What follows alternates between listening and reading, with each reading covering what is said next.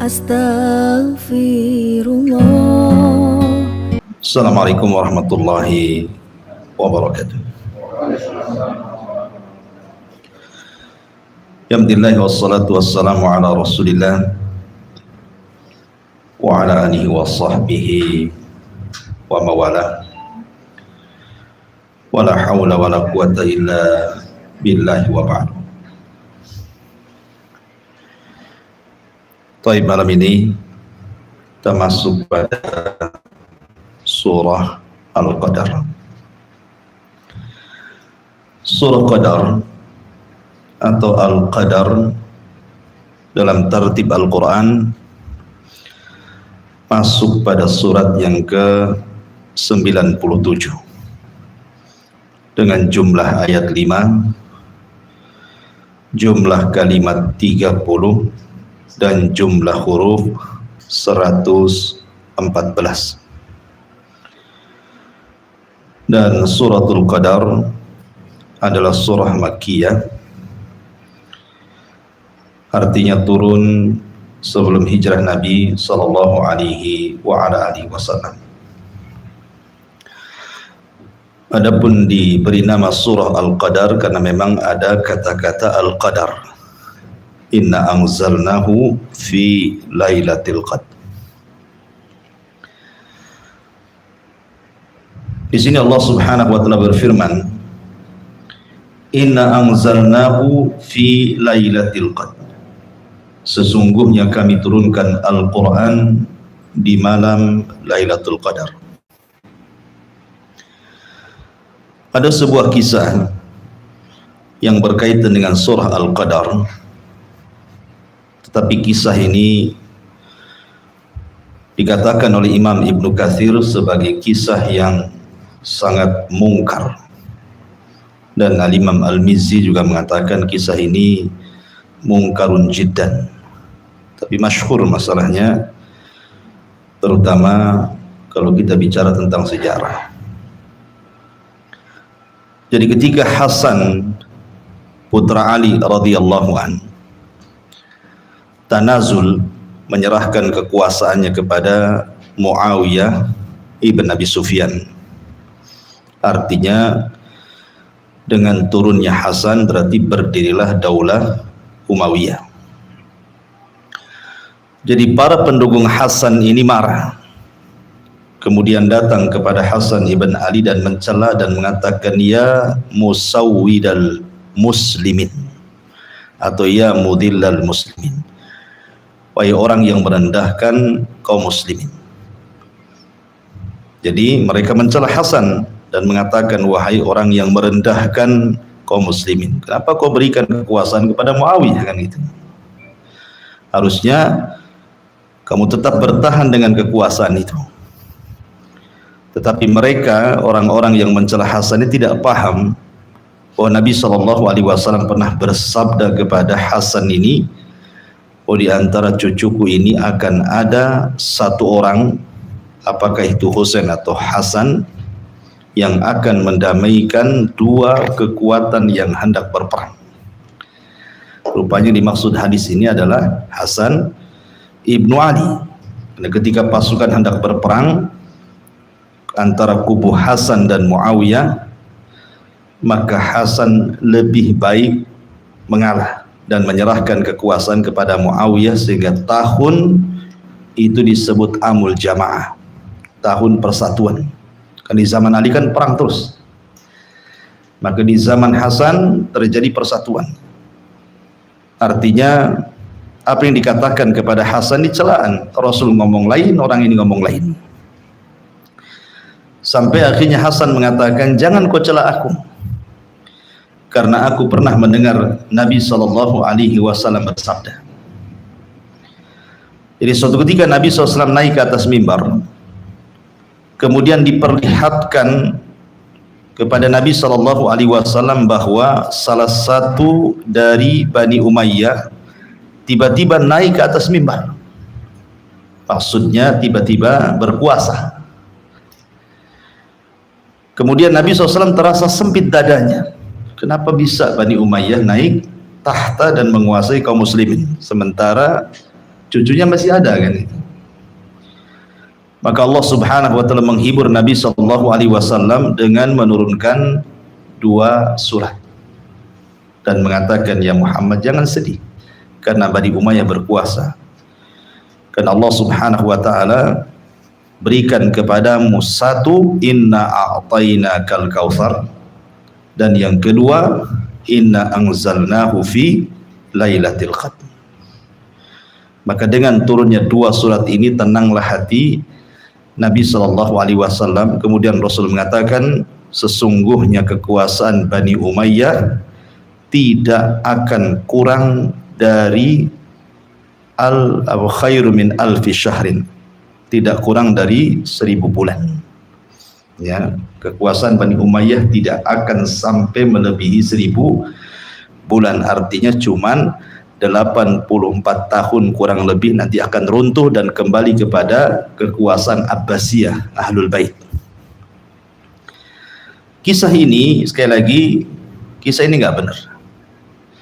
Karena Imam Ibnu Katsir mengatakan mungkar hadisnya, dan Imam Mizzi juga memperkuat mungkar, artinya hadis ini maudhu, diciptakan setelah runtuhnya Bani Umayyah oleh orang yang membenci Bani Umayyah.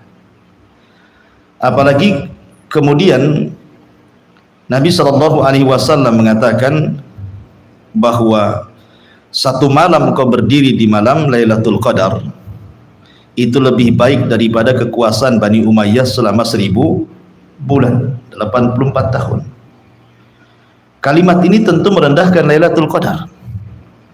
Kalau bahasa Arabnya, jangan kau samakan pedang dengan tongkat, nggak akan sama. Kalau Anda menyamakan pedang dengan tongkat, sama dengan merendahkan pedang. Harusnya kalau menyamakan, jangan pedang dengan tongkat, pedanglah dengan pisau gitu kan. Nah, mungkin agak sedikit imbang. Masa pedang dengan tongkat disamakan? Ya enggak, merendahkan pedangnya namanya. Masa malam Lailatul Qadar disamakan dengan kekuasaan Bani Umayyah? Kan merendahkan Lailatul Qadar namanya. Makanya kata para ulama, hadis ini tidak benar, hadis ini mungkar. Ya. Apalagi ikhwatu fillah muliakan Allah Azza wa Jalla, kalau kita melihat kekuasaan Bani Umayyah itu, kekuasaan Bani Umayyah ini, kita tahu bahwa ketika Ali bin Abi Thalib radhiyallahu anhu jatuh kemudian meninggal di tangan Abu Lulu al-Majusi, Abdurrahman ibn Mulzam, seorang Khawarij. Kemudian kekuasaan jatuh kepada Hasan, tapi 6 bulan saja kan. Jadi antara jarak Hasan menyerahkan kekuasaan kepada Muawiyah bin Abi Sufyan dan berdirinya Bani Umayyah dengan runtuhnya Bani Umayyah itu lebih daripada 100 tahun. Artinya ini saja sudah tidak sinkron gitu ya. Kalau memang kekuasaan Bani Umayyah itu cuman 1000 bulan, dari fakta saja sudah menyalahi. Makanya wajar kalau ulama kemudian melemahkan riwayat itu. Baik, kita masuk pada tafsir daripada surah Al-Qadar. Allah Subhanahu wa taala berfirman, "Inna anzalnahu fi lailatul qadr." Sesungguhnya kami turunkan Al-Qur'an di malam Lailatul Qadar. Kalimat inna, sesungguhnya kami, Quran sering menyebutnya inni, sesungguhnya aku. Inna, sesungguhnya kami. Apa bedanya aku dengan kami? Orang Arab kalau berbicara menggunakan dhamir jama', nahnu, kami, biasanya hendak mengagungkan sesuatu. Maka ketika Allah Subhanahu wa taala menyebut dengan kalimat inna, sesungguhnya kami, bukan inni, sesungguhnya aku menurunkan. Setiap kalimat yang jatuh setelah dhamir jama' dalam Al-Qur'an, pasti setelahnya Allah akan menyebutkan sebuah perkara besar, perkara yang sangat agung, dan biasanya bicara tentang perbuatan Allah. Kalau ini sesungguhnya aku, biasanya bicara tentang zat Allah sendiri. Innani anallah, sesungguhnya aku adalah Tuhan kalian. Berarti bicara tentang dirinya.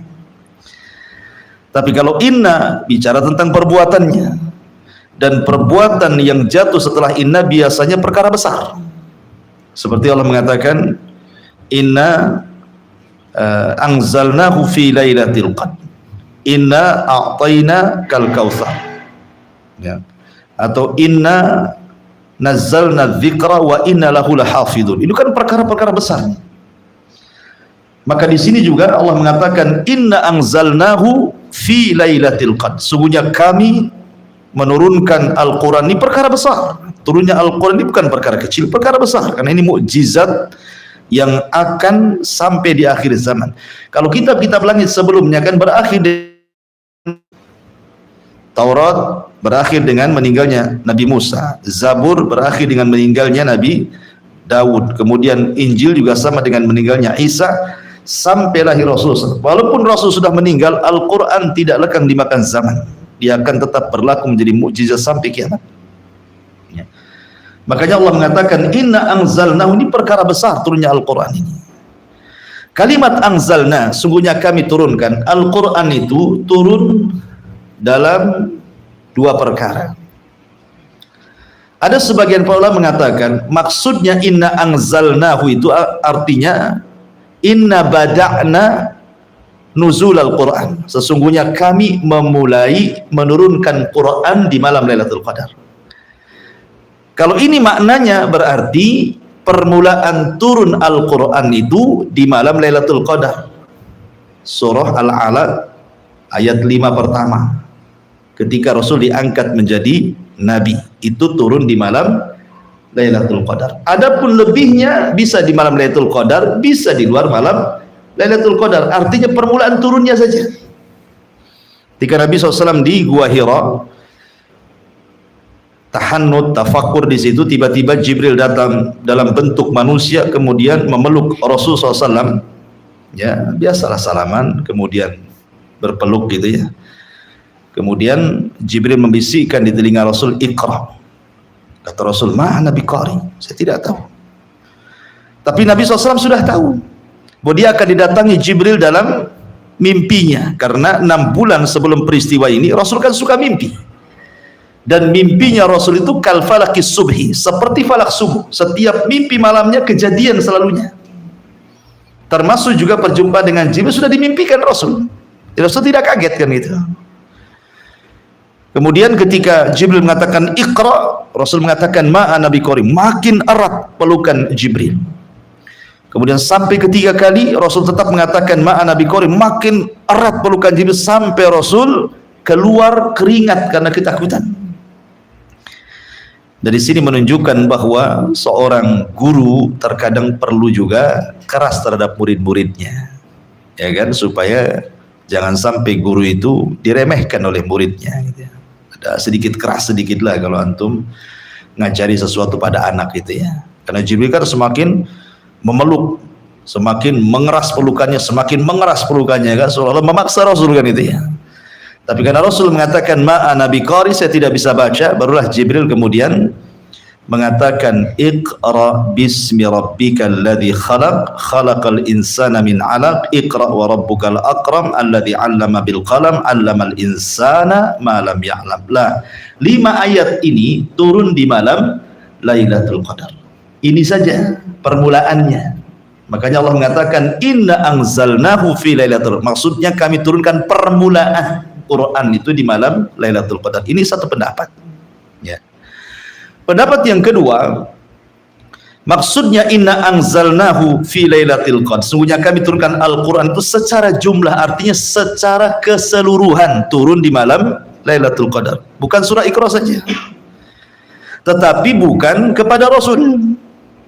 Karena itulah perbedaan Quran dengan kitab-kitab dulu. Kalau kitab dulu seperti Taurat langsung diberikan secara langsung, hari itu dikasihkan semua. Satu kitab kepada Musa, Zabur satu kitab kepada Daud, kemudian satu kitab kepada Isa. Quran tidak. Quran itu turun munajjaman, mufarraqan, ayat per ayat selama 23 tahun disesuaikan dengan peristiwa dan kejadian. Lalu apa maksudnya turun 30 juz itu di malam Lailatul Qadar? Maksudnya turun dari Lauhil Mahfud kemudian diturunkan ke langit dunia, ada satu tempat namanya Baitul Uzza. Nah, disitulah Quran ditaruh. Jadi pertama Allah Subhanahu wa ta'ala ciptakan kolam, kemudian Allah mengatakan, wahai kolam, wahai pena, catatlah segala sesuatu yang akan terjadi sampai kiamat dibangkitkan. Maka kolam mulai mencatat apa yang difirmankan Allah, termasuk juga Quran. Maka ketika Nabi SAW diutus akan menjadi seorang Nabi dan Rasul, maka Allah turunkan Al-Quran langsung 30 juz dari Lauhil Mahfud ke langit dunia yang disebut dengan Baitul Uzza. Di sini Al-Quran diletakkan di langit pertama. Yang kita lihat langit pertama itu. Baru setelah itu Allah Subhanahu wa ta'ala turunkan munajjaman mufarraqan, ayat per ayat. Seperti kalau Rasul ditanya tidak bisa, maka turun satu ayat jawabannya. Atau ada kasus seperti para sahabat ketika mencari cincin Aisyah di padang pasir gitu kan. Mereka belum ada ayat, akhirnya mereka terpaksa pulang cepat-cepat ingin sholat, takut hilang waktunya. Kata Rasul, turun ayat. Kenapa kau tidak tayamum saja, kan gitu ya? Turun ayat gitu ya. Jadi seperti itu, ada peristiwa turun ayat, ada peristiwa turun ayat, dan itu selama 23 tahun baru sempurna 30 juz diturunkan kepada Nabi SAW. Tetapi turunnya Al-Quran, Al-Quran itu bukan hikayah an kalami Jibril, bukan hikayat kalam Jibril. Jibril kemudian menyadur dari Lauhil Mahfud kemudian disampaikan kepada Rasul, bukan. Tetap Jibril datang menghadap Allah, kemudian Allah berfirman kepada Jibril, kemudian Jibril menyampaikan kepada Rasul, di mana firman-Nya tidak lebih kurang, artinya sama dengan apa yang ada di Lauhil Mahfud ataupun yang sudah tersimpan di Baitul Uzza. Tetapi tetap Jibril tidak mengambil dari Lauhil Mahfud atau tidak mengambil dari Baitul Uzza, tetap Jibril datang kepada Allah. Ya, karena Al-Quran itu kalam Allah masalahnya, bukan hikayah an kalamillah, bukan hikayat dari kalam Allah, bukan. Quran itu kalam Allah. Bukan Jibril ngambil dari Lauhil Mahfud dikasihkan sama Nabi, tidak. Tetap Jibril datang kepada Allah, Allah berfirman, di mana firman-Nya tidak menyelisih apa yang ada di Lauhil Mahfud atau yang ada di Baitul Uzza. Itu maksudnya. Karena Quran itu kalamullah, bukan makhluk. Ya. Ma'asyiral muslimin yang dimuliakan Allah Azza wa Jalla, ini di antara dua penafsiran yang masyhur tentang makna inna anzalnahu fi lailatul qadar. Allah Subhanahu wa taala mengatakan fi lailatul qadar. Di sini ada dua kalimat, lailah dengan al-qadar. Ya. Kenapa lail? Kenapa malam? Kenapa tidak siang saja? Ya. Siang Lailatul Qadar, siang Qadar gitu. Kenapa malam Lailatul Qadar? Karena kalau kita cerita malam, banyak keistimewaan malam dibandingkan siang. Isra Mi'raj terjadi di malam hari. Namanya Isra. Isra itu perjalanan malam. Mi'raj itu diangkatnya Rasul ke langit, gini. Makanya disebut Israil. Kenapa Nabi Yakub disebut Israil? Il itu artinya Allah. Karena Nabi Yakub itu berjalan di malam hari, berzikir kepada Allah, makanya disebut Israil, keturunan disebut Bani Israil. Ya. Artinya perjalanan Isra di malam hari, tidak di siang hari. Kemudian syariat tahajud di malam hari kan? Ya. Syariat tahajud di malam hari. Allah turun ke langit dunia di malam hari. Sepertiga malam akhir Allah Subhanahu wa taala turun ke langit dunia yang disabdakan Nabi sallallahu alaihi wasallam, yanzilu rabbuna ila sama'id dunya fi kulli thulutsil lailil akhir wa dzalika kulla lailatin. Allah turun ke langit dunia dan itu sepertiga malam akhir, dan itu setiap malam. Ditegaskan kalimat malamnya di sini. Itu setiap malam. Di sepertiga malam akhir Allah turun. Kemudian Allah berfirman, man yad'uni fa astajibalah wa man yas'aluni fa utiyah wa man yastaghfiruni fa aghfirallah. Siapa yang berdoa aku kabulkan, siapa yang minta aku kasih, siapa yang minta ampun ku ampuni semua dosanya. Di malam hari kan itu. Isra Mi'raj di malam hari, syariat tahajud di malam hari, Allah juga turun di malam hari gitu. Malaikat turun juga di malam hari membawa rahmat. Wa Qur'anal fajri kana masysikan para malaikat. Ya. Termasuk juga turunnya Al-Quran di di malam hari, karena malam hari itu banyak keistimewaan. Di malam hari itu lebih tenang, lebih khusyuk kan itu ya. Ketika orang lagi tidur antum bangun tahajud kan lebih khusyuk, mau riak sama siapa antum malam-malam, kecuali antum lab pakai Facebook sambil sholat gitu ya, mungkin kan itu. Artinya malam lebih khusyuk dibandingkan siang. Makanya Allah pilih malam sebagai turunnya Al-Quran, dan hanya satu malam saja Lailatul Qadar gitu ya. Satu malam, artinya malam itu merajai seluruh malam dalam setahun. Adapun disebut qadar itu memiliki 3 makna. Ya. Al-qadar ini ada yang mengatakan bahwa qadar itu artinya malam yang sangat mulia. Kalau orang Arab biasanya fulan dzatu qadarin, si fulan itu memiliki keistimewaan. Nah, gitu ya. Berarti malam itu disebut malam Lailatul Qadar karena banyak keistimewaan. Ya, bagaimana tidak? Malaikat turun, Jibril turun, dan orang yang beribadah satu malam sama dengan 84 tahun beribadah, atau bahasa Quran disebut 1000 bulan kan itu ya. Dan banyak keistimewaannya. Wajar kalau disebut Lailatul Qadri. Itu satu makna. Makna yang kedua disebut qadar, artinya sempit qadar itu. Makanya ada ayat yang mengatakan faman qudira alaihi rizqu falyunfik. Kalau Anda disempitkan rizkinya, banyak-banyak infak. Antum punya kunci motor? Tinggalkan motornya untuk saya. Antum jalan kaki, besok dapat mobil. Jadi faman qudira alaihi rizqu falyunfik. Kalau antum disempitkan oleh Allah rizkinya supaya dilapangkan, banyak infak. Berinfak dalam niat untuk memperbanyak harta, nggak ada masalah. Apa masalahnya? Bukankah Rasul mengatakan mana qasa min mali sedekah, tidak berkurang harta yang disedekahkan. Ya. Jadi kenapa kemudian malam itu disebut sempit Lailatul Qadri? Qadri itu malam yang sempit karena malaikat, kata Imam Ibnu Katsir ketika memberikan catatan kepada ayat surah Al-Qadar ini, ketika turun dari langit ke bumi ini, adaduhum aksar min adadil hasa, jumlah mereka jauh lebih banyak dibandingkan jumlah kerikil di bumi. Satu truk kerikil saja antum tidak bisa ngitung. Ini malaikat lebih banyak dibandingkan jumlah, akhirnya berdesak-desakan, jadilah sempit bumi itu ya. Ini satu makna. Makna yang ketiga Lailatul Qadri, kenapa disebut qadar? Karena qadar itu diambil dari qada wal qadar. Ada qada, ada qadar. Artinya malam ditentukan takdir. Jadi takdir itu ada yang sifatnya sifat umum, dan itu ada di Lauhil Mahfuz. Ada namanya takdir al-umri, seperti ketika janin dalam perut, datang malaikat mencatat rizkinya, mencatat amalnya, bahagianya, celakanya gitu ya. Ada takdir yang ditentukan tahunan. Jadi penentuan takdir kita hari ini sampai tahun depan itu di malam Lailatul Qadar. Makanya Rasul mengatakan faman haruma khairu faqad hurim. Siapa yang diharamkan mendapatkan kebaikan di malam itu, maka hidupnya tidak akan berkah setahun kemudian. Ya, makanya jangan sampai satu malam sudah kita tunggu 1 tahun, tidur pula malam itu. Nah, ini kan sama dengan menghilangkan kebaikan 1 tahun gitu ya. Nah, ada takdir harian. Karena Allah itu kan setiap hari sibuk menghidupkan, mematikan, ngasih rizki, nyempitkan, ngasih musibah, ngasih senang. Setiap hari Allah seperti itu. Ya. Jadi fi kulli yaumin huwa fi sya'an. Pada setiap hari Allah itu punya kesibukan sendiri. Nah, jadi takdir terbagi 4.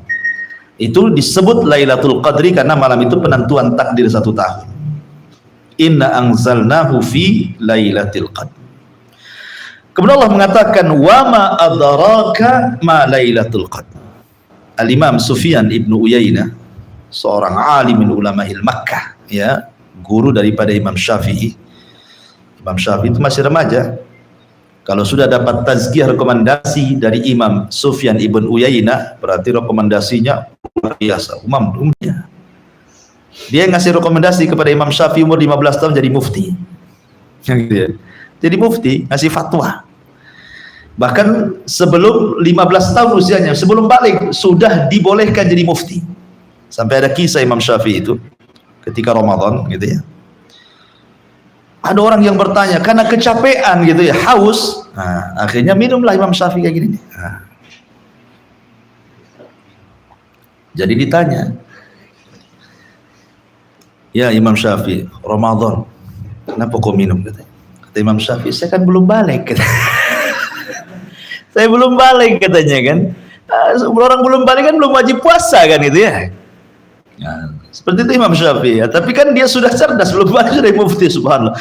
Ya 9 tahun sudah hafal Quran, 12 tahun kitab hafal kitab Muwatta'nya Imam Malik, 14 tahun sudah jadi mufti. Oh, luar biasa Imam Syafi'i. Kalau untuk baca biografinya takjub kita ini. Ya. Jadi Sufyan ibnu Uyainah memberikan catatan, kalau ada dalam Al-Quran kalimat wama adrak, adrak itu fi'lul madhi, fi'lul mudhari'nya yudrik, adraka yudrik. Biasa dalam Quran itu dua kalimat selalu ada itu, wama adrak dengan wama yudrik. Ya, al-qari'atu mal qari'ah, wama adraka mal qari'ah. Di sini ada adraka kan, al-haqqah mal haqqah, wama adraka mal haqqah. Inna anzalnahu fi lailatul qadr wa ma adraka ma lailatul qadr. Selalu Quran tuh menyebut kalimat adrak. Artinya, tahukah engkau Lailatul Qadar? Kalau disebut adrak, kata Sufyan ibn Uyainah, pasti Allah setelahnya akan memberitahu. Tetapi kalau menggunakan fi'il mudhari, wa ma yudrik, pasti setelahnya Allah tidak akan kasih tahu. Itulah bedanya. Kalau pakai fi'il madhi, wa ma adrak, setelahnya Allah kasih tahu apa yang dimaksud pertanyaan itu. Tapi kalau pakai fi'il mudhari, setelahnya Allah tidak kasih tahu. Contoh umpamanya, wa may yudrik la alla sa'ata takunu qariba. Ya. Wa may yudrik, tahukah kamu bahwa sebenarnya kiamat itu telah dekat? Dan setelahnya tidak dijelaskan karena memang tidak ada yang tahu kiamat. Kiamat itu kan kegaiban kan. Hanya Allah saja yang tahu. Tetapi kalau menggunakan fi'il madhi adrak, pasti setelahnya dikasih tahu wa ma adraka ma lailatul qadar, baru lailatul qadri khairum min alfi syahr, langsung ditafsirkan. Itu faedah bahasa lah ya dari Sufyan ibn Uyainah rahimahullahu taala. Wa ma adraka ma lailatul, kenapa dibuat sebuah pertanyaan istifham? Karena besarnya perkara yang sedang diceritakan di sini. Wa ma adrak, tahukah kamu apa lailatul qadar itu? Oh, berarti ini kan ada perkara besar nih. Seperti kalau saya mau buat semacam kejutan kepada antum kan, pasti kan dirahasiakan dulu. Ya, surprise namanya, apa itu? Nah, nanti baru dikasih tahu kan itu ya. Disembunyikan dulu baru dikasih tahu. Wah, berarti ini perkara besar nih, kejutan. Wa ma adraka ma lailatul qadar. Baru Allah mengatakan lailatul qadri khairun min alfi syahrin. Lailatul Qadri khairun min alfi syahrin, karena malam Lailatul Qadar lebih baik daripada 1000 bulan orang yang beribadah. Suatu ketika Nabi SAW bercerita di hadapan para sahabat seperti ini. Dulu di zaman Bani Israel ada 2 orang yang tidak pernah maksiat seumur hidupnya kepada Allah Azza wa Jalla. Dan dia beribadah kepada Allah kalau malam salat, kalau siang jihad dan puasa selama 1000 bulan. Ceritakan di hadapan para sahabat. Takjublah para sahabat, mana ada orang tidak pernah maksiat 1000 bulan gitu kan, luar biasa tuh. Ya. Ketika takjubnya para sahabat Nabi dengan cerita Nabi SAW, maka Jibril datang kepada Rasul dan mengatakan, kenapa sahabat-sahabatmu takjub dengan kisah wahai Muhammad? Sesungguhnya Allah Subhanahu wa ta'ala telah turunkan satu malam untukmu dan untuk umatmu yang jauh lebih baik dibandingkan 2 Bani Israel yang tidak maksiat beribadah selama 1000 bulan. Kemudian diturunkan ayat inna anzalnahu fi lailatul qadr wa ma adraka ma lailatul qadr lailatul qadri khairum min alfi syahr. Malam Lailatul Qadar jauh lebih hebat dibandingkan 1000 bulan atau Anda beribadah selama 84 kurang lebih tahun. Begini kawan, kalau kita mendengar satu ayat dibacakan, bagaimana dakwahnya Nabi Nuh alaihi salatu wassalam, alfasanatin illa khamsina ama. Nuh itu berdakwah saja 1000 tahun dikurangi 50 tahun, artinya usia dakwahnya Nabi Nuh itu berapa? 950 tahun. Kalau diglobalkan dengan usia semuanya dari awal hidup sampai wafat, berarti 1400 tahun kurang lebih. Ya, itu usianya Nuh. Artinya usia orang dulu itu panjang-panjang. Sampai ada seorang ibu menangis gara-gara anaknya meninggal. Ditangisi anaknya. Zaman dulu tapi ya. Udah ditanya, kenapa kau menangis wahai ibu? Kata ibu, saya menangis sedih anak saya meninggal. Memang berapa usia anakmu? Sittina sana. 60 tahun. 60 tahun usia anak-anak kan itu. Itu zaman dulu 60 tahun masih remaja, anaknya meninggal, rupanya 60 tahun. Nah kalau sekarang 60 tahun ya kakek-kakek mati lah. Ya kan? Tapi kan zaman dulu kan usianya panjang-panjang gitu ya. Oh, makanya usia orang dulu itu sampai ratusan tahun, di atas 1000. Tapi kalau kita melihat umat Rasul, siapa di antara kita, antum punya tetangga atau dalam keluarga antum yang ada melebihi 100 tahun? Kan jarang. Jarang sekali. Biasanya sebelum 100 tahun udah mati orang tuh. Apalagi sering saya katakan di zaman sekarang orang mudah mati kan, orang mudah mati. Dengan banyaknya kena virus saja banyak orang mati. Ya, nggak kena virus ya kena yang lain. Di jalan aja tiap hari kita bisa melihat orang mati, kadang-kadang masih remaja, anak sekolah gitu kan. Artinya makin ke sini itu walaupun sudah dibatasi usia, kata Rasul, umatku ini usianya berkisar antara 60 sampai 70 tahun saja. A'maru ummati baina sittina was sab'in.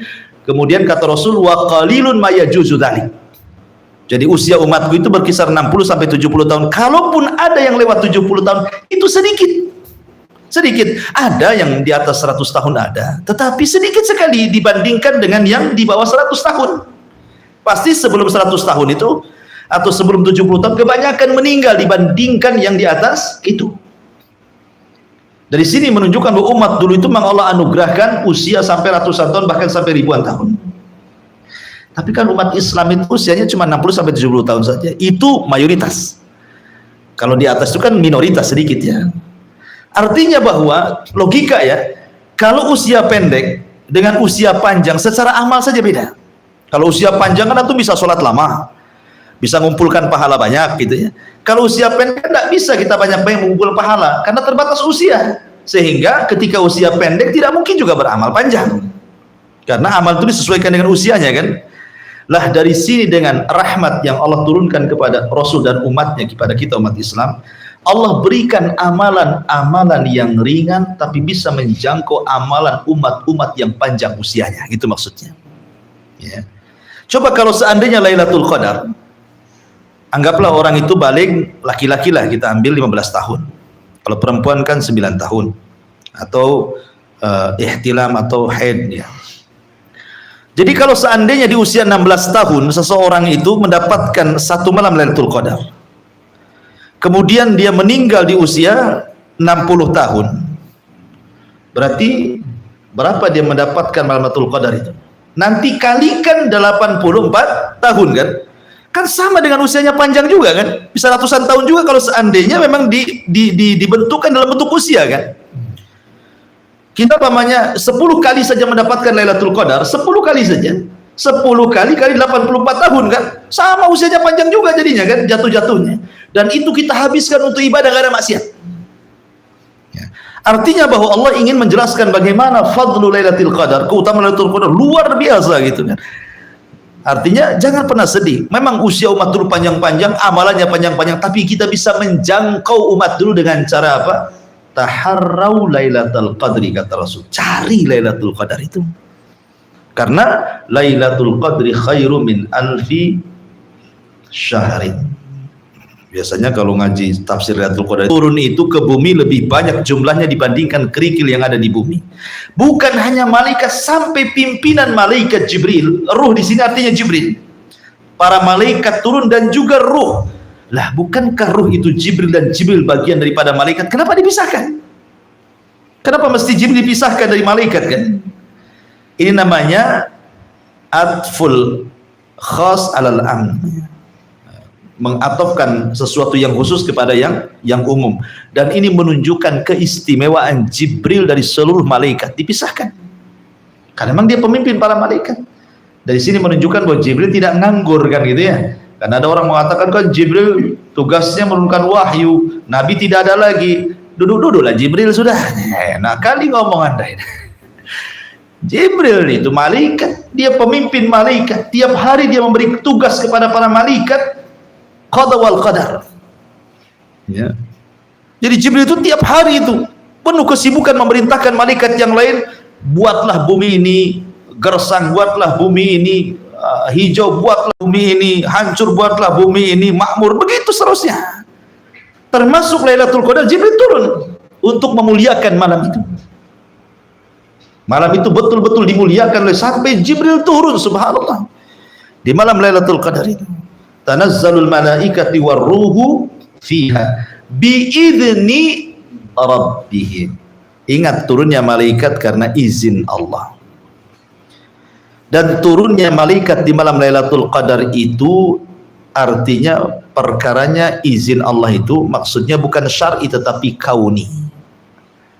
Bukan syar'i, kauni. Kenapa? Karena malaikat turun itu, kalau syar'i kan khusus menurunkan kebaikan saja. Ya. Allah menciptakan yang baik dan yang buruk. Tetapi Allah tidak merintahkan yang buruk, Allah merintahkan yang baik, kan gitu ya. Ya, ketika merintahkan yang baik namanya syar'i. Tapi ketika Allah menurunkan ada yang baik, ada yang buruk, itu namanya kauni. Kenapa? Karena malaikat turun dari langit ke bumi itu bukan sekedar membawa kebaikan saja, terkadang juga membawa keburukan, gitu maksudnya. Makanya di sini maksudnya izin kauni di sini. Karena malaikat kan turun kan kadang bawa bencana, kan kadang bawa tsunami, kadang bawa hujan puting beliung gitu ya. Kadang menghijaukan, kadang memakmurkan, kadang menurunkan Quran di sini gitu ya. Jadi ini izin dari Allah dalam bentuk kauni. Jibril, malaikat turun dan juga Jibril, dan ini keutamaan malam itu para malaikat turun untuk apa gitu ya? Biidzni rabbihim min kulli amrin. Kalimat amr ini memiliki dua makna. Ada yang mengatakan amr di sini artinya awamir.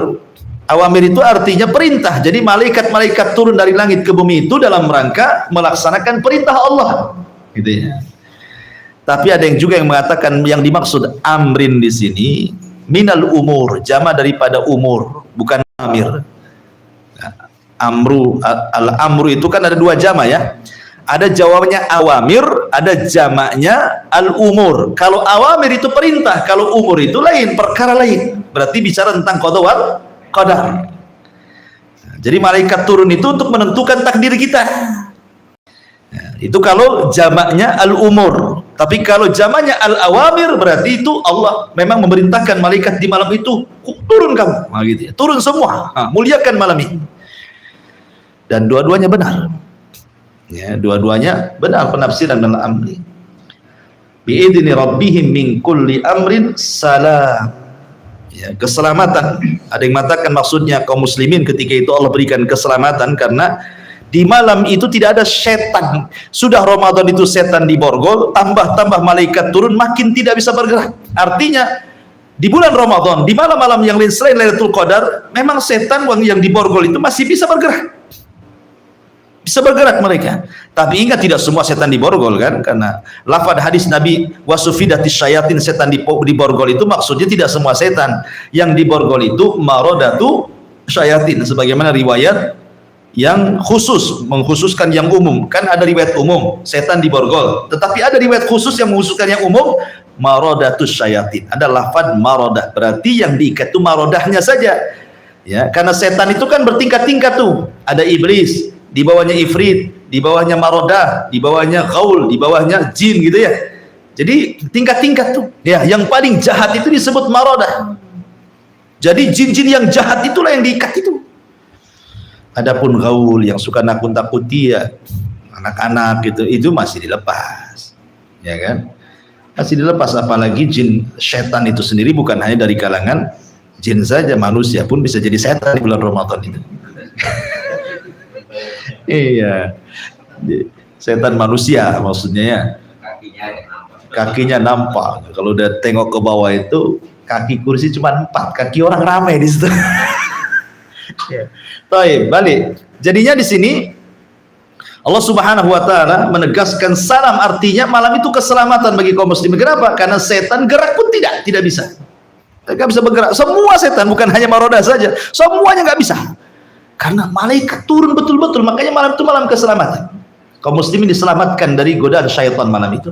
Ada juga yang mengatakan memang malam itu disebut salam, maksudnya aman, tenang, rahmat turun, pahala banyak di situ. Allah berikan ketenangan betul. Sampai kapan? Salamun hiya hatta matla'il fajr, sampai terbit waktu fajar. Berarti berlalunya Lailatul Qadar. Baik. Dari sini tafsir singkatnya. Baik, sedikit saya akan tambahkan. Bicara tentang Lailatul Qadar, ikhwatu fillah muliakan Allah Azza wa Jalla. Lailatul Qadar, kalimat lail. Kalimat lail itu dimulai sejak kapan? Kalimat lail. Karena kalimat lail ini itu memiliki dua makna. Ada lailun indallah, ada lailun indannas. Ada malam menurut Allah, ada malam menurut manusia kita. Kalau malam menurut kita, ya ketika terbenam matahari, masuk waktu maghrib, kata kita masuk malam, itu malam menurutnya. Tapi malam menurut Allah berbeda dengan malam menurut kita. Karena malam menurut Allah itu dimulai ketika masuk waktu asar dan berakhir di waktu fajar. Kalau malam menurut kita ketika masuk waktu maghrib sampai terbit matahari. Itu manusia kan begitu ya. Kalau udah terbit matahari udah pagi itu. Ya. Dari mana kita tahu bahwa ada perbedaan malam indallah dengan malam indannas itu? Dari hadis Nabi SAW. Nabi mengatakan yata'aqabuna fikumul malaikatul laili wa malaikatul nahar. Allah setiap hari menugaskan para malaikat yang khusus mencatat kebaikan. Ada malaikat yang ditugaskan di malam hari, ada malaikat yang ditugaskan di siang hari. Maksudnya yang mencatat kebaikan saja ya. Kalau yang mencatat keburukan dan kebaikan sudah ada namanya raqib atid di badan kita kan. Tapi ini khusus malaikat ini mencatat kebaikan saja. Yang buruk tidak akan dicatat. Karena dia ketika mencatat langsung diangkat catatannya ke langit. Dan pertemuan antara dua malaikat ini, siang dan malam ini, setiap harinya di dua waktu sholat. Pertama sholat asar, yang kedua sholat subuh. Makanya ketika malaikat ini menghadap kepada Allah, Allah katakan, ma taraktum ibadi, sedang apa kau tinggalkan hamba-hambaku? Maka malaikat-malaikat ini mengatakan, atainahum wahum yusallun wa taraknahum wahum yusallun. Kami datang mereka sedang sholat, kami tinggalkan juga sedang sholat. Gitu. Maksudnya malaikat malam turun di waktu asar, mereka sedang sholat asar. Dalam waktu yang sama malaikat siang naik di waktu manusia sedang sholat asar. Kemudian datang waktu subuh, malaikat malam naik ke langit di saat manusia sedang sholat subuh, dan pada waktu yang sama malaikat siang yang mencatat kebaikan turun di saat manusia sedang sholat subuh. Dari sini asar dan subuh memiliki dua catatan. Kalau zuhur dicatat malaikat siang saja. Kalau asar dua catatannya, malaikat malam plus malaikat siang. Maghrib satu catatan malaikat malam saja. Kalau subuh dua catatan malaikat malam plus malaikat siang.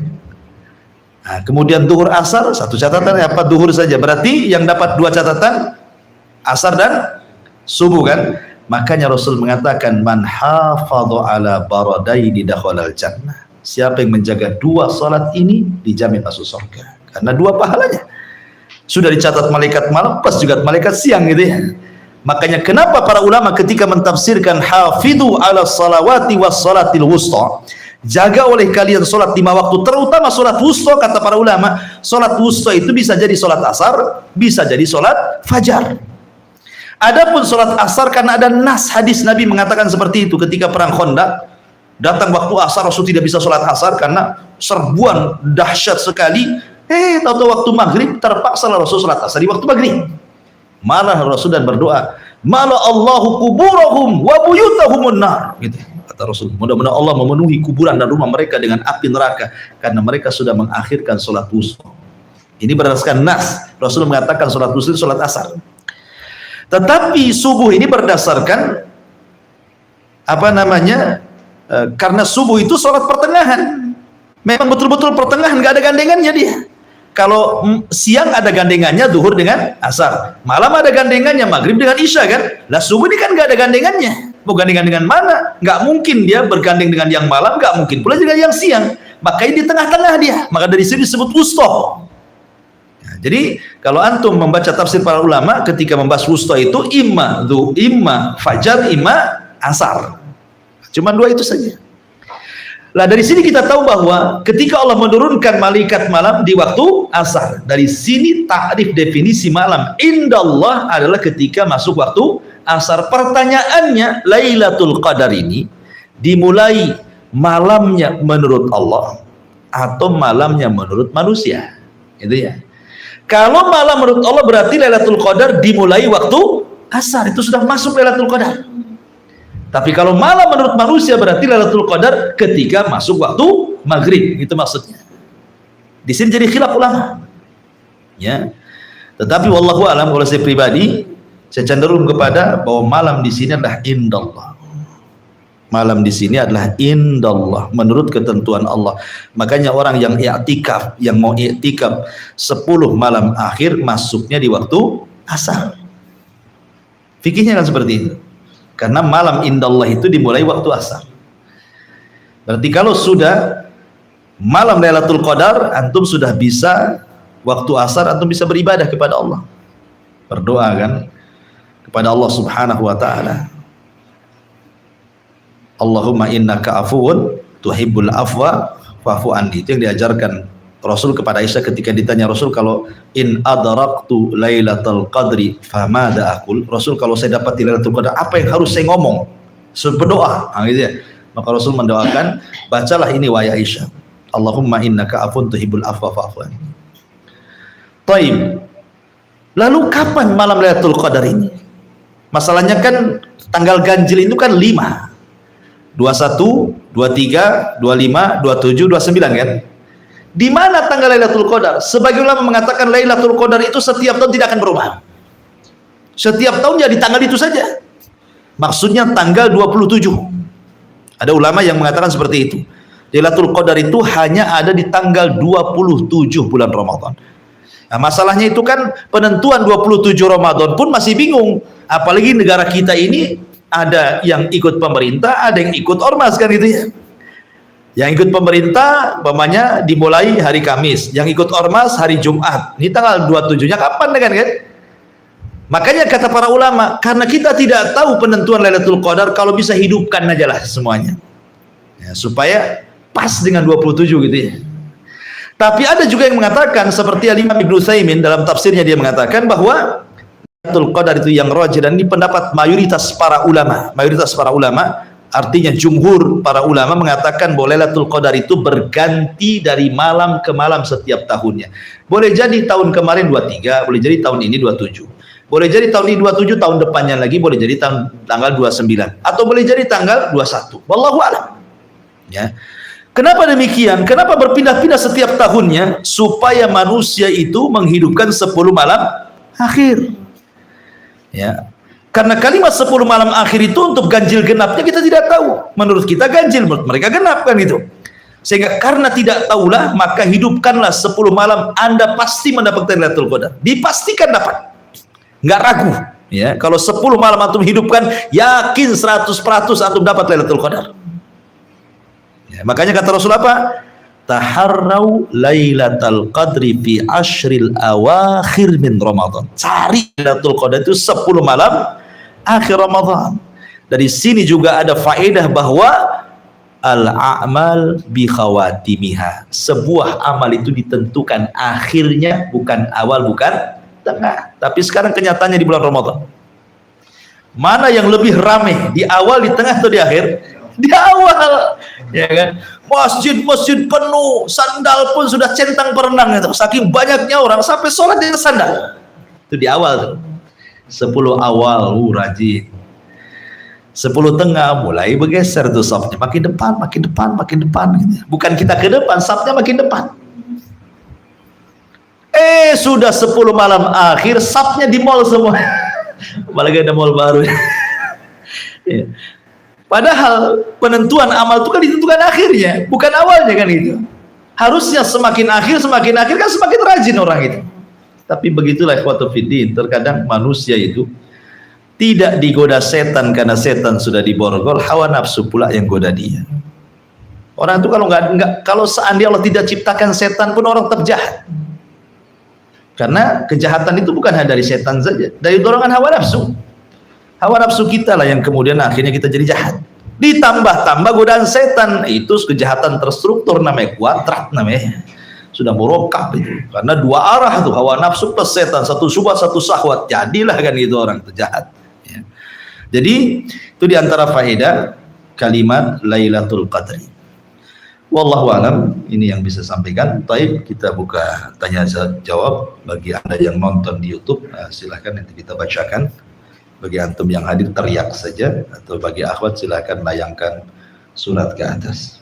Wallahu alam. Baik, fadhal.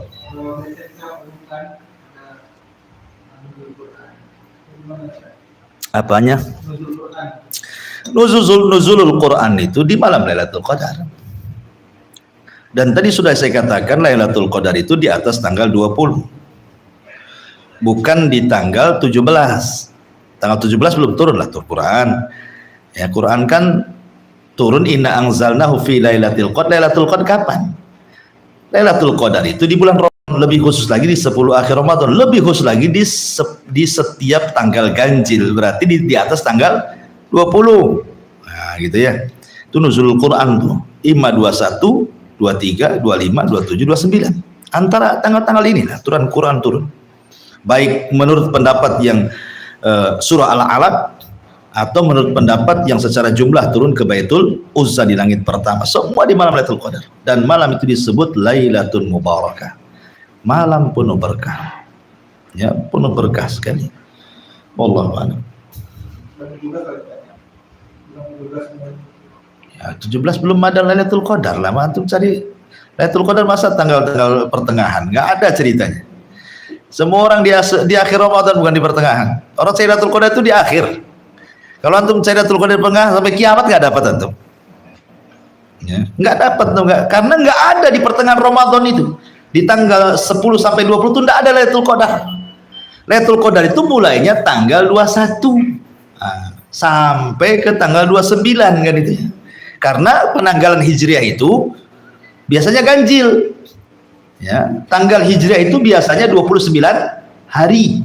Nggak ada lebih dari 30, itu Masehi, 31 kan itu ya. Makanya kadang-kadang ada Jumat kelima katanya. Tetapi tanggal Hijriah itu kan ditentukan bulan masalahnya. Makanya kenapa kebanyakan ganjil 29, berarti besoknya sudah tanggal 1. Atau kalau bulannya tidak terlihat, berarti 1 bulan 30 hari baru besoknya tanggal 1 kan itu ya. Nah, seperti itu penentuan tanggal Masehinya. Berarti Lailatul Qadar itu ada di tanggal 21 sampai tanggal 29. Di bawah itu nggak akan ada Lailatul Qadar. Makanya, tapi ingat bahwa Aisyah radhiyallahu anha pernah ditanya tentang Lailatul Qadar. Aisyah mengatakan sebagaimana Allah sembunyikan Ismul A'zam. Ismul A'zam itu nama-nama Allah yang sangat agung dalam Asmaul Husna yang kalau antum baca dalam doa pasti mustajab. Tapi Allah sembunyikan yang mana satu dari 99 nama itu. Ar-Rahman, Ar-Rahim, Al-Malik, Al-Qudus, Al-Qayyum, Al-Hayyu, nggak tahu kita yang mana satu. Allah sembunyikan. Ya. Padahal dalam 99 nama itu ada namanya Ismul A'zam, nama Allah yang paling agung yang kalau antum berdua mengucapkan nama itu pasti mustajab. Tapi masalahnya nggak tahu yang mana satu. Makanya antum kalau berdoa disunahkan baca Asmaul Husna. Kalau antum baca semua pasti ketemu tuh Ismul A'zam itu kan. Sebagaimana Allah sembunyikan Ismul A'zam dalam Asmaul Husna, begitu juga Allah sembunyikan Lailatul Qadar di 10 akhir Ramadan, kata Aisyah. Nah, jadi cari ya 10 hari hidupkanlah pasti dapat gitu ya. Wallahu a'lam.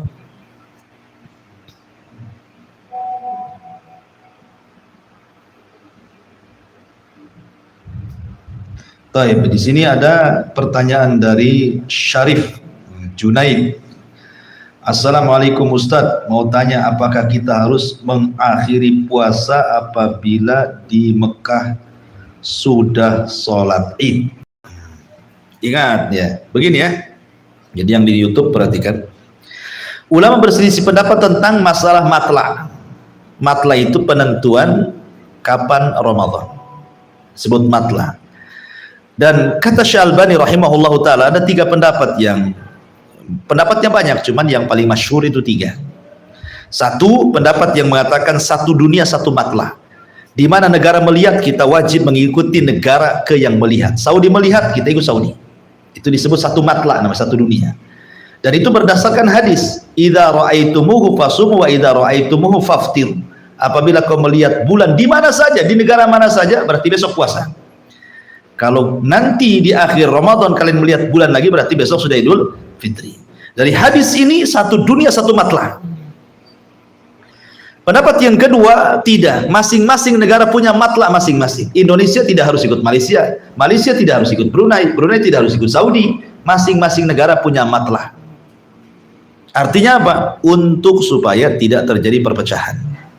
Di pemerintah tidak jadi perpecahan. Kalau sudah pemerintah menentukan besok Ramadan, satu Indonesia, kita tetapkan besok Ramadan.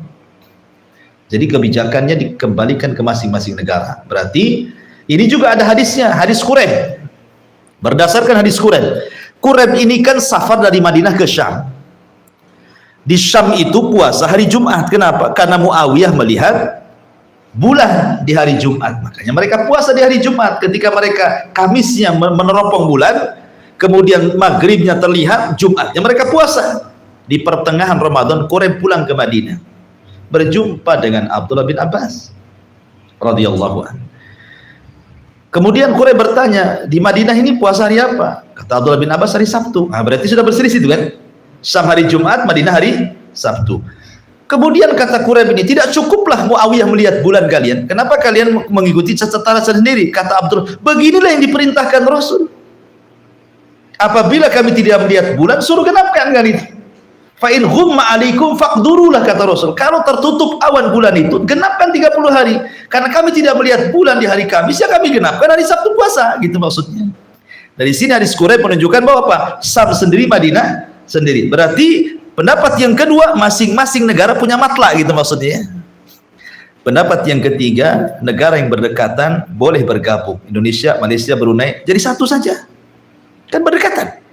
Ya, kecuali kalau Indonesia dengan Saudi kan jauh gitu ya. Nah, itu tiga pendapat. Tetapi kata beliau, Syalbani mewanti-wanti bahwa yang lebih kuat dalil memang satu dunia satu matlah secara dalil. Ya. Karena jelas Rasul mengatakan apabila melihat bulan puasalah tanpa menyebut di mana negara. Tetapi secara persatuan kaum muslimin sebaiknya diserahkan kepada pemerintah masing-masing. Nah, maka sebaiknya kita ikut pemerintah saja. Kalau kata pemerintah besok puasa, perkara-perkara besar biar pemerintah yang ngatur. Ya. Jadi itu lebih aslam, karena bagaimanapun masuk kepada firman Allah Azza wa Jalla, atiullah wa atiur rasul wa ulil amri minkum. Sesuai dengan pertanyaan, apakah kita harus mengakhiri puasa apabila di Mekah sudah sholat Id? Ya nggak ada urusan, di sana sholat Id, di sini belum, ya kita ikut pemerintah lah. Kembali kepada masing-masing negara punya matlah kan itu, punya kebijakan gitu maksudnya. Jadi tidak harus ikut negara lain. Wallahu a'lam. Dari bawah. Nah, banyak nih pertanyaan. Iya, Umahat nomor 5. Ini pakai nomor-nomoran. Jadi nomor 1, nomor 3. Assalamualaikum. Ustadz Afwan, pertanyaan Ana tidak sesuai dengan tema. Nah, kenapa itu tidak sesuai dengan tema? Bagaimana cara kita untuk menyikapi hadis yang berbunyi, ada seseorang yang mengamalkan amalan sorga sehingga jarak antara dia dengan sorga hanya sejengkal, akan tetapi takdir mendahuluinya sehingga akhir hidupnya dia mengamalkan amalan penduduk neraka sehingga dia masuk dalam neraka. Begitupun sebaliknya, ada seseorang yang mengamalkan amalan penduduk neraka sehingga antara jarak dia dengan neraka tinggal 1 jengkal. Ya, sebenarnya bukan 1 jengkal, 1 hasta hadisnya. Tapi takdir mendahuluinya sehingga di akhir hidupnya dia mengamalkan amal ahli surga, maka dia pun masuk ke dalam surga. Hadis ini memang banyak redaksi, tetapi ada redaksi yang jelas. Ketika Rasul mengatakan sesungguhnya ada penduduk surga yang mengamalkan amalan ahli surga hatta ma yakunu bainahu wa bainal jannah illa dhira, sehingga antara jarak dia dengan surga itu tinggal 1 hasta. Maksudnya amalan itu ada riwayat fi ma yadharu indan nas. Maksudnya orang ini beramal amalan ahli surga itu hanya untuk riya kepada manusia gitu maksudnya. Jadi ada orang yang beramal dengan amalan ahli surga, maksudnya yang tampak bagi manusia, seolah-olah manusia melihat dia itu amalannya ahli surga, padahal di hadapan Allah tidak seperti itu maksudnya. Ya. Jadi manusia melihat bahwa orang ini, wah ini kayaknya dekat dengan surga ini. Kenapa? Komusi terus, tidak pernah maksiat dohirnya, gitu maksudnya kan. Sehingga antara dia dengan, menurut kita, oh mungkin ahli surga orang itu. Saya lihat kan manusia kan kita hanya bisa melihat dohir saja kan, tidak mungkinlah batin orang itu kita lihat. Ya. Artinya bahwa hadis ini menceritakan tentang orang riya. Hadis ini menceritakan tentang orang riya karena ada kalimat fima yabdulin nas. Nah gitu ya, riwayatnya itu. Jadi ada orang yang beramal dengan amalan ahli sorga menurut pandangan manusia gitu maksudnya. Sehingga jarak dia dengan sorga itu tinggal satu hasta. Tiba-tiba dia mengamalkan amalan ahli neraka, masuk Allah masukkan ke neraka. Ya karena amalan sorganya semua atas dasar riya. Sebab kalau seandainya dia itu betul-betul mengamalkan ahli sorga, betul-betul ikhlas tidak ada riyanya, tidak mungkin diakhiri dengan su'ul khotimah. Mustahil. Kenapa? Karena Allah yang mengatakan fa amman a'ta wattaqa wa saddaqa bil husna fasanuyassiru lil yusra. Fa idza faragta fansab. Allah mengatakan fa amman a'ta, barang siapa yang memberi, dengan ilmunya dia beri, dengan hartanya dia sedekah, dengan pengetahuannya dia sebarkan, wattaqa karena ketakwaan dia kepada Allah, wa saddaqa bil husna dia yakin dengan balasan surga, fasanuyassiru sudah Allah mudahkan dia beribadah. Lil yusra, Allah mudahkan lagi. Dia sudah mudah sholat, Allah mudahkan lagi, lebih mudah lagi sholat. Sudah mudah puasa, Allah mudahkan lagi puasa, lebih mudah lagi puasa. Sudah mudah bersedekah, Allah mudahkan lagi, makin rajin bersedekah. Ya, ketika seseorang beramal dengan amalan ibadah dan ibadah melahirkan ibadah yang lain, ibadah yang melahirkan ibadah yang lain, maka ditutup seperti itu.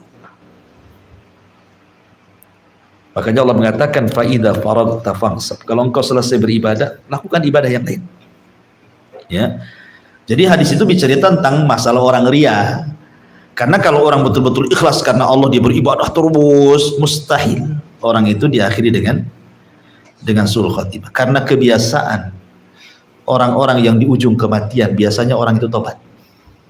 Ya kan, antum aja belum sakaratul maut udah tobat, ampun bang jago antum gitu ya, ampun kalau udah sakit tuh kayaknya dosa itu teringat semua, ya kan, rata-rata kan seperti itu orang yang sudah lagi sakit parah itu. Makanya antum lihat orang yang sehat dengan orang sakit paling banyak yang dikira orang sakit biasanya. Nggak percaya datanglah ke Al-Bros itu. Kalau orang Islam istighfar, orang datang pun pasti nasihati, nyebut apa, bingung dia karena suruh nyebut saja kan. Artinya bahwa kan intinya bahwa ini cerita tentang orang riya ya. Wallahu a'lam. Ada dua, oke, kita baca lagi. Apa tanda kita mendapatkan malam Lailatul Qadar? Ini baru sesuai tema. Tanda-tanda yang jelas menurut para ulama cuma satu. Tanda-tanda yang paling jelas kita mengetahui malam itu Lailatul Qadar cuma satu. Ketika sudah berlalu Lailatul Qadar. Itu yang paling jelas. Ya. Jadi memang sengaja Allah berikan tanda-tanda yang paling jelas itu justru setelah Lailatul Qadar berlalu. Dari mana kita tahu? Dari cahaya matahari. Kalau malamnya Lailatul Qadar kemudian besoknya hujan gitu ya, atau matahari kok bikin kadang-kadang kita beberapa menit saja mandang matahari tidak kuat karena silaunya, kok pagi itu enak mandang matahari, tidak silau di mata ya, la syu'a fi, tidak ada cahaya matahari, redup mataharinya.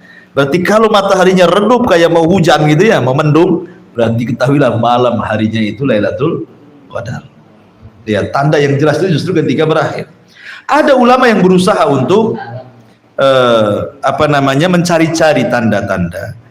Akhirnya kemudian menyimpulkan bahwa tanda Lailatul Qadar itu malamnya la har wala bar, artinya tidak panas dan tidak dingin, sepoi enak dalam badan. Dan ini hanya bisa dirasakan orang sehat. Kalau orang demam tidak bisa lah. Kan itu.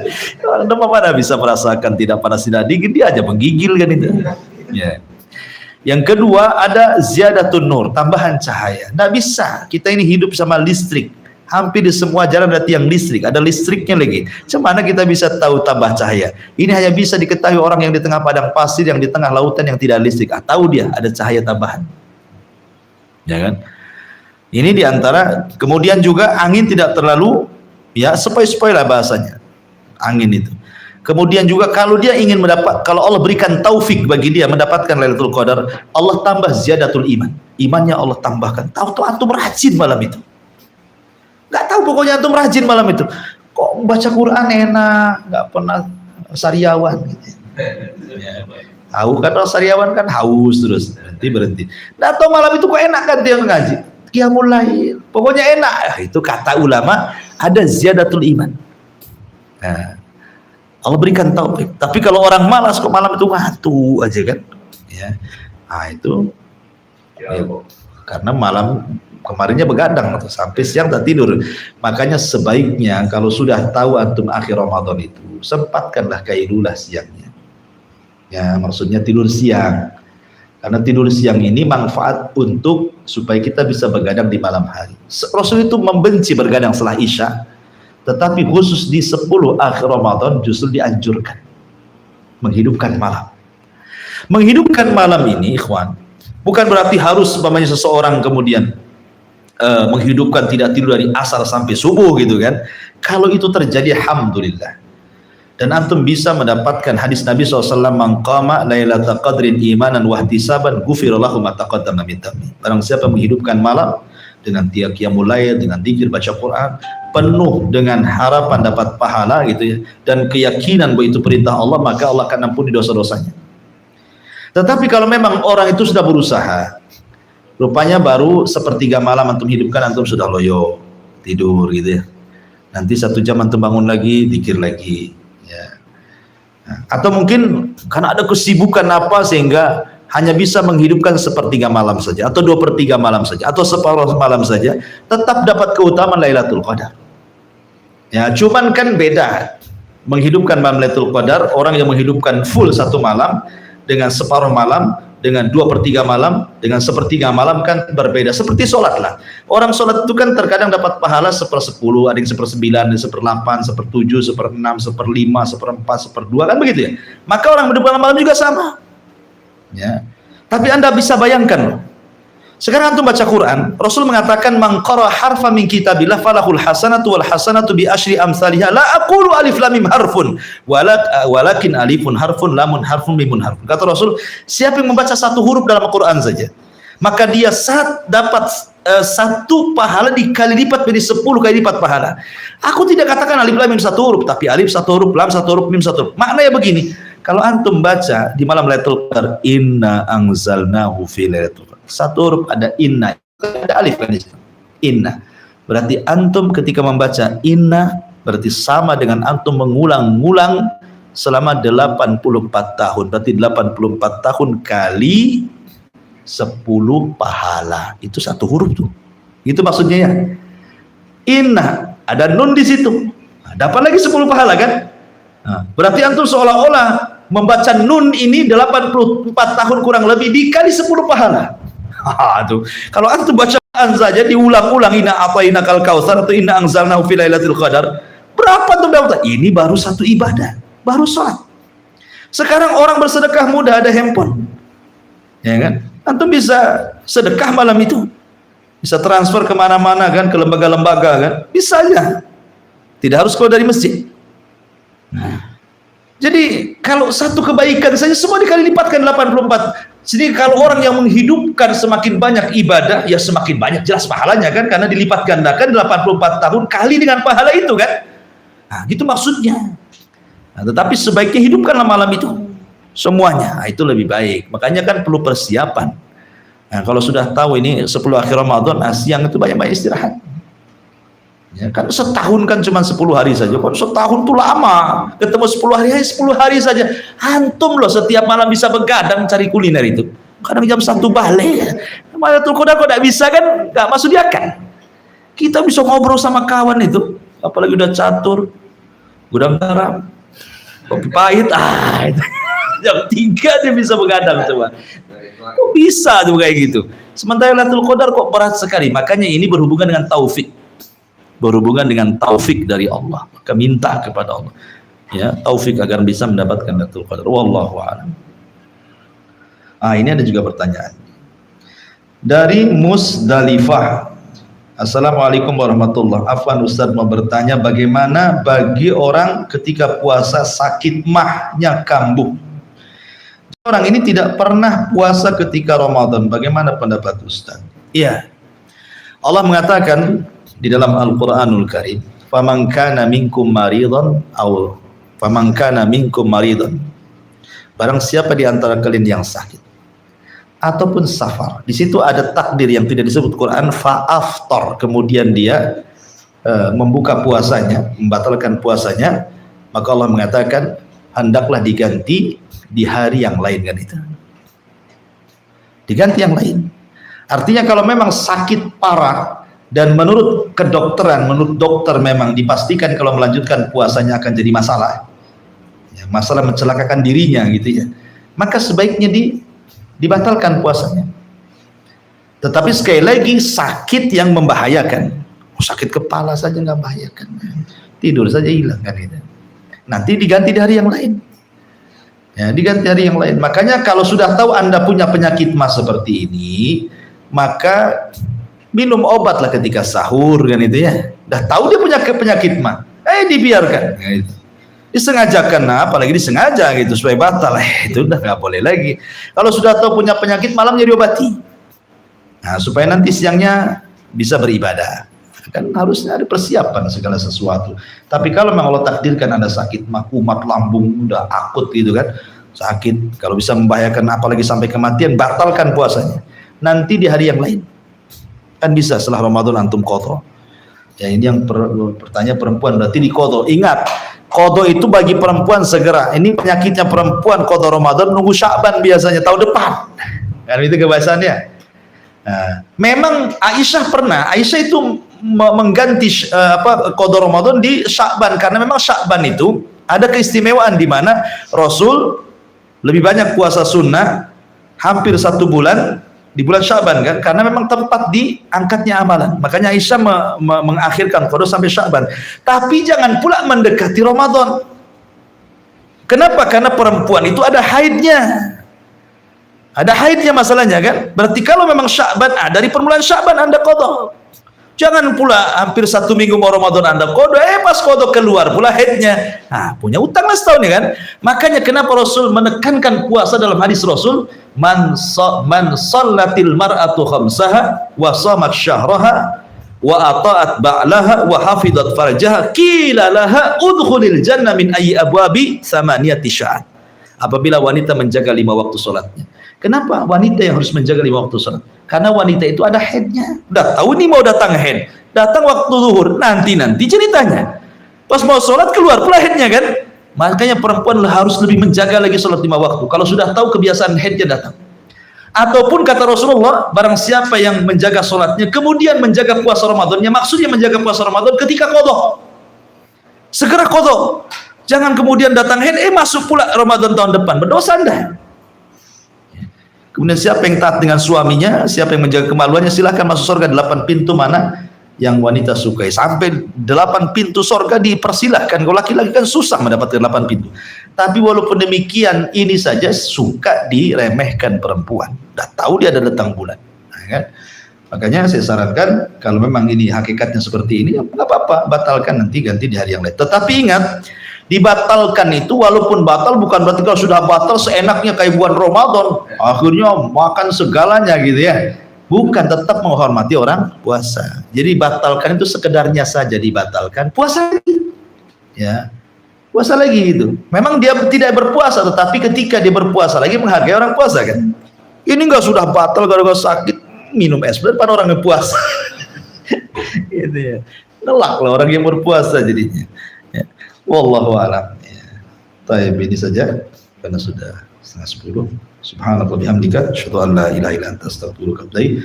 Allahu ta'ala. Assalamualaikum warahmatullahi wabarakatuh.